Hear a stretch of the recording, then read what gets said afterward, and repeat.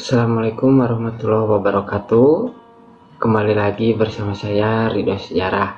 Kali ini kita akan melanjutkan pembahasan materi pada video yang sebelumnya, yaitu mengenai peradaban awal di Nusantara.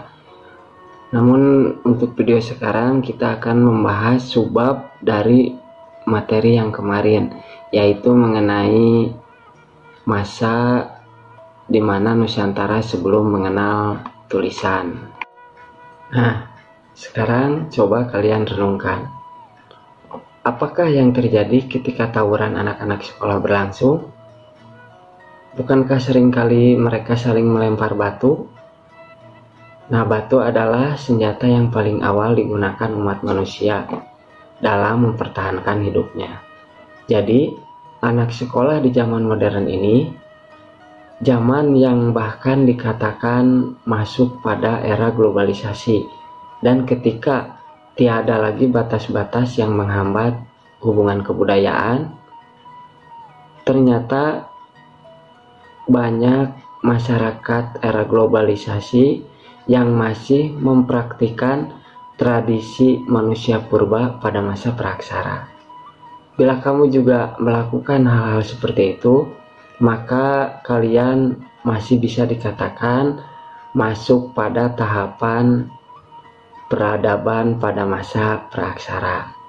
Nah, jadi jika kalian tidak ingin disebut manusia yang hidup pada masa praksara, maka alangkah baiknya kita tidak melakukan saling melempar batu.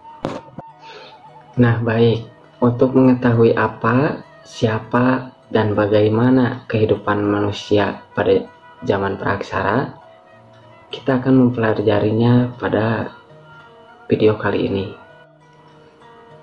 Manusia purba tidak mengenal tulisan dalam kebudayaannya. Periode kehidupan ini dikenal juga dengan zaman praksara. Masa praksara berlangsung sangat lama, jauh melebihi periode kehidupan manusia yang sudah mengenal tulisan. Oleh karena itu, untuk dapat memahami perkembangan kehidupan manusia pada masa praksara, kita perlu mengetahui tahapan-tahapannya.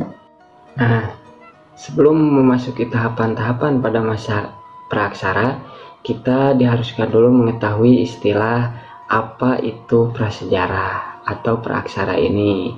Nah, karena pembahasan ini kita akan menggunakan istilah praksara.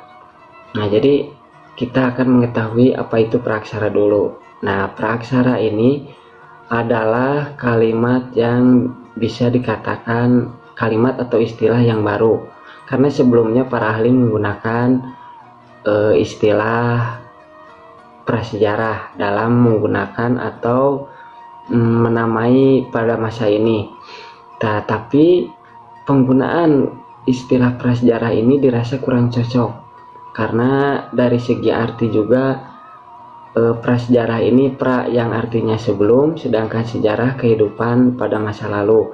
Jadi bisa dikatakan secara ringkasnya itu sebelum ada kehidupan manusia pada masa lalu. Jadi intinya prasejarah itu dirasa kurang cocok karena akan meneliti sesuatu kehidupan yang belum ada kehidupan pada masa itu. Nah, intinya seperti itu, makanya diganti pada masa itu menjadi istilah praksara. Nah, jadi praksara ini adalah mengenai kehidupan manusia sebelum mengenal tulisan, karena pra itu sebelum dan aksara adalah tulisan. Jadi pada masa ini para ahli menggantinya dengan menggunakan atau istilah pra aksara. Nah, sedangkan tadi sudah dijelaskan sebelumnya, praaksara ini berasal dari dua kata, yaitu pra yang artinya sebelum, sedangkan aksara itu artinya tulisan. Nah, dengan demikian zaman praaksara adalah masa kehidupan manusia sebelum mengenal tulisan. Nah, istilah ini sama juga yang digunakan dalam bahasa-bahasa Sanskerta, yaitu nirleka. Nir yang artinya tanpa, sedangkan leka adalah tulisan. Karena maksud di sini adalah sama-sama tidak mengenal atau belum mengenal tulisan. Nah, jadi karena belum ada tulisan ini, maka untuk mengetahui sejarah dan hasil-hasil kebudayaan manusia adalah dengan melihat sisa-sisa peninggalan yang ditemukan oleh para ahli pada masa sebelumnya. Nah, kita dari sini mulai memasuki masa praaksara. Nah, sebelum itu ada beberapa pertanyaan. Kapan waktu dimulainya zaman praaksara ini? Kemudian, kapan juga masa praaksara ini berakhir? Nah, jadi zaman praaksara ini dimulai ketika sudah adanya manusia di muka bumi ini, dan itulah titik dimulainya masa praaksara. Sedangkan zaman praaksara itu berakhir setelah manusia ini sudah mengenal tulisan. Nah, secara garis besar seperti itu.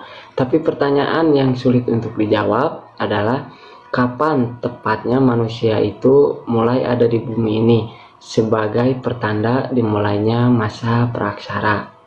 Nah, sampai sekarang para ahli pun belum dapat secara pasti waktu kapan dimulainya ada manusia di muka bumi ini.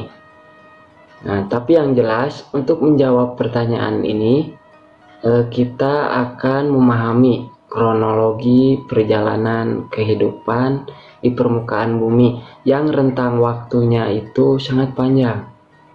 Jadi bumi yang kita huni sekarang menurut para ahli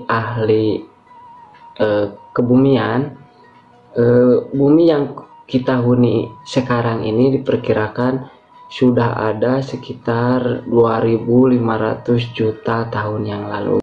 Nah, kemudian bagaimana kalau kita ingin melakukan kajian tentang kehidupan zaman praaksara? Untuk menyelidiki zaman praaksara, para sejarawan harus menggunakan metode penelitian ilmu arkeologi. Itu yang pertama. Kemudian juga harus menggunakan ilmu bantu lainnya seperti ilmu alam, seperti geologi dan juga ilmu biologi.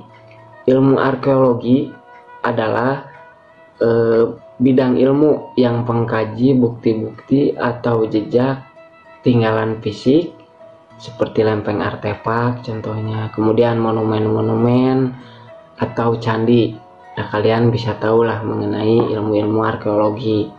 Nah, kemudian harus menggunakan ilmu bantu lainnya, yaitu seperti geologi dan ilmu cabang lainnya, terutama yang berkenaan dengan pengkajian usia lapisan bumi.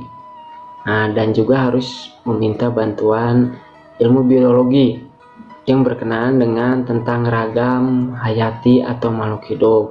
Nah, sebetulnya kita juga harus menggunakan ilmu bantu lainnya, baik itu dalam rumpun ilmu sosial seperti sosiologi, kemudian geografi, dan juga ilmu bantu dari ilmu alam seperti tadi biologi, dan juga ilmu kimia juga diperlukan, dan juga fisika itu sangat diperlukan.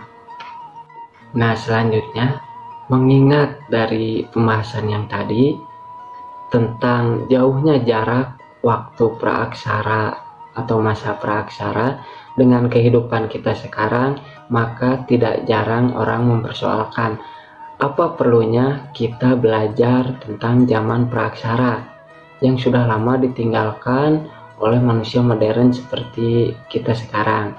Tetapi pandangan seperti ini sungguh sangat tidak masuk akal, sebab kehidupan masa praaksara dan kehidupan kita sekarang tentu ada hubungannya dengan bagaimana pola kehidupan ataupun bagaimana kebudayaan antara kehidupan masa lalu dan juga kehidupan sekarang.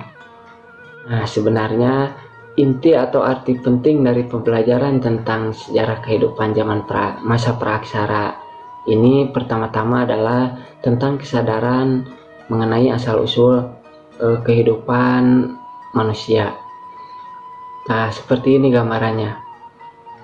Tumbuhan memiliki akar. Semakin tinggi tumbuhan itu, semakin dalam pula akarnya.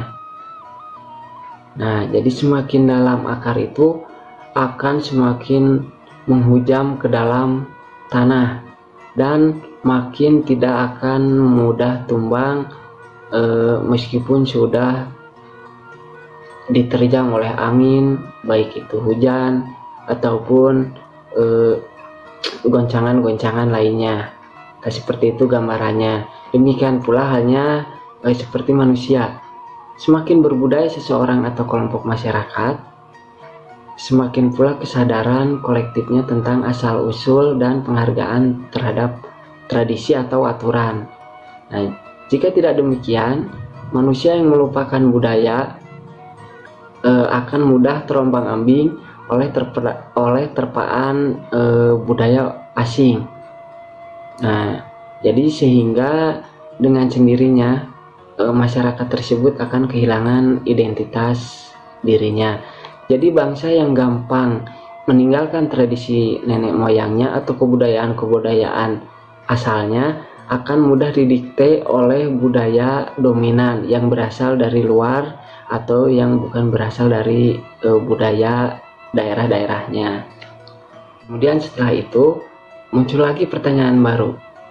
Nah, jadi sejak kapan masa praaksara itu mulai berakhir? Nah, jadi sudah barang tentu praaksara itu berakhir ketika manusia pada masa itu sudah mengenal dan juga menggunakan tulisan. Terkait pada masa berakhirnya zaman praaksara ini, masing-masing daerah akan memiliki kurun waktunya yang sangat berbeda. Khusus untuk penduduk di Indonesia, masa praaksara ini berakhir sekitar abad ke-5 Masehi.